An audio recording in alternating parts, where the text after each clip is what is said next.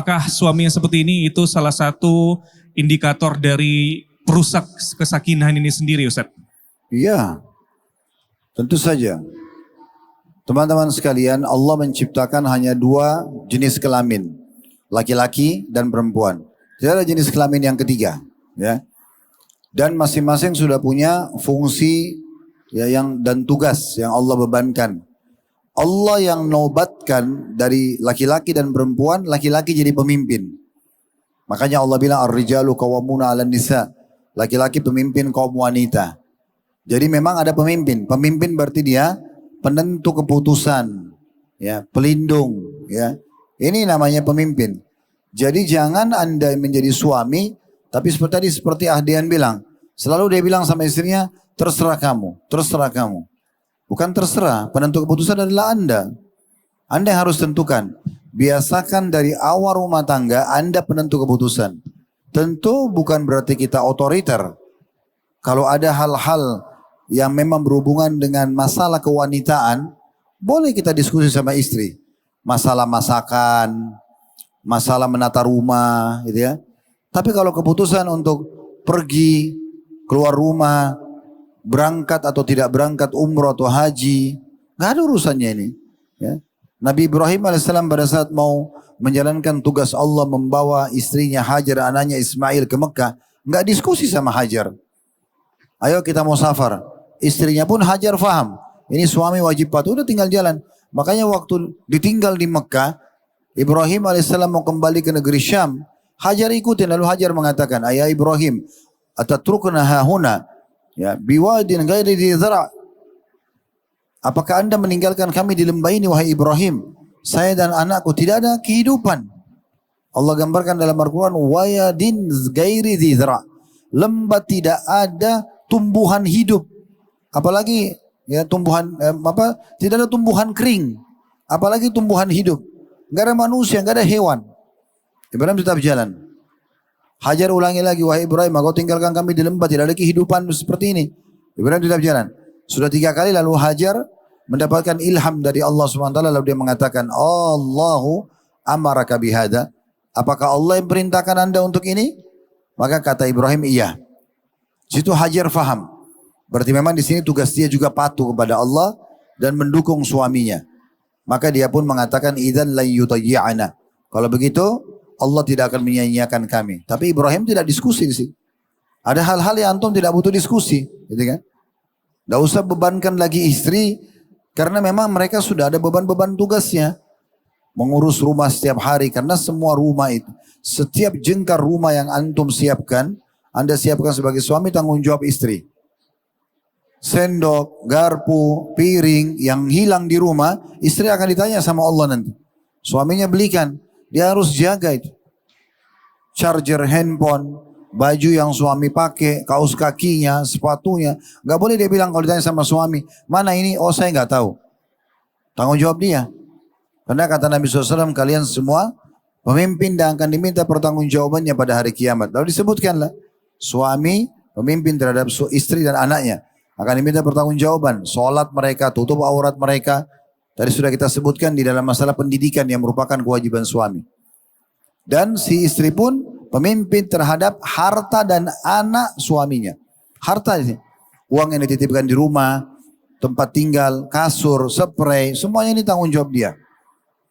Dan juga anak-anak suaminya, dia harus berikan pelindungan dan pendidikan yang pas gitu ya. Nah seperti itulah. Makanya kita kembali kepada panduan syariat yang benar, baru bisa. Gitu. Ya. Oke, lalu juga ada Ustaz, itu suami yang mungkin tidak ada rasa cemburu Ustaz.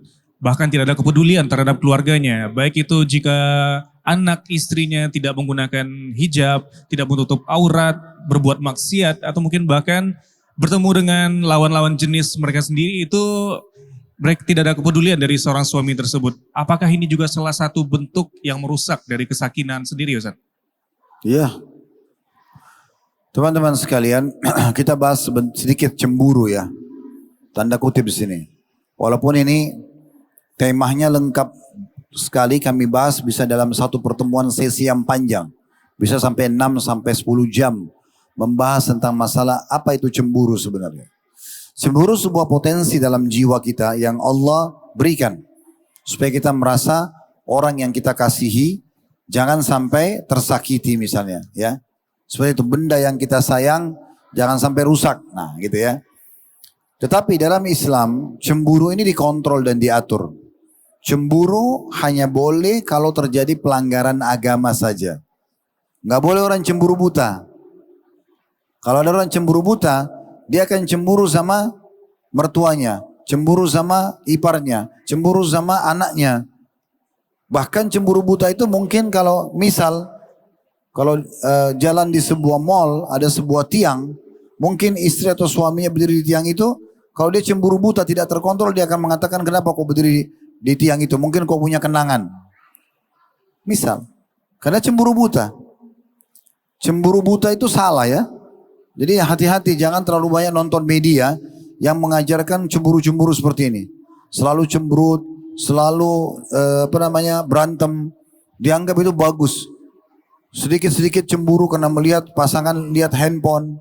Ini cemburu buta semua. Cemburu itu hanya boleh kalau terjadi pelanggaran agama. Kalau memang pasangan kita kayak tadi Akhdian bilang, misal dia bergaul bebas sama lawan jenis, ya, suami bebas sama perempuan lawan jenis, istri bebas sama lawan jenisnya laki-laki, misal, itu nggak boleh. Itu harus kita cemburu. Cemburu kita juga bukan karena suka dia secara fisik saja, tapi karena itu pelanggaran agama. Beranjak daripada sikapnya Sa'ad radhiyallahu anhu, waktu beliau mendengarkan ada sahabat yang istrinya selingkuh dengan laki-laki lain. Lalu sahabat ini melapor kepada Nabi Muhammad SAW. Lalu kemudian Sa'ad marah, Sa'ad mengatakannya, Rasulullah, kalau terjadi pada keluarga saya, istri saya hukum mati nih. Kenapa dihukum mati? Karena orang yang sudah berumah tangga kalau berzina, hukumnya dirajam. Hukum mati, ya. Kalau dia kepergok. Maka Nabi SAW mengatakan, apakah kalian lihat cemburunya Sa'ad? Ini dibahas cemburu. Lihat gak cemburunya Sa'ad? Cemburu seperti ini boleh. Kenapa? Karena kok sudah dikasih pasangan hidup masih berzina. Kenapa langgar? Allah larang, kenapa dilanggar? Cemburunya karena agama. Jadi, mau hukum mati pasangannya karena Allah memang hukum mati orang yang sudah menikah kalau berzina, kalau kepergok. Dirajam, lempar batu sampai mati kan. Nah, lalu Nabi SAW mengatakan, saya lebih cemburu dari Sa'ad. Saya sudah ajarkan nih, kerjakan 1, 2, 3, 4, 5. Sholat, puasa, baca Quran, zikir, berdoa dan seterusnya. Ini ujungnya surga nih. Syaitan membisikkan lawannya. Meninggalkan sholat, berbohong dan segala macam. Ini membawa ke neraka. Nabi cemburu kepada kita kalau masih pilih syaitan. Kok dilarang? Jelas-jelas neraka. Kenapa ini dipilih? Kenapa bukan pilih saya yang membawa ke surga?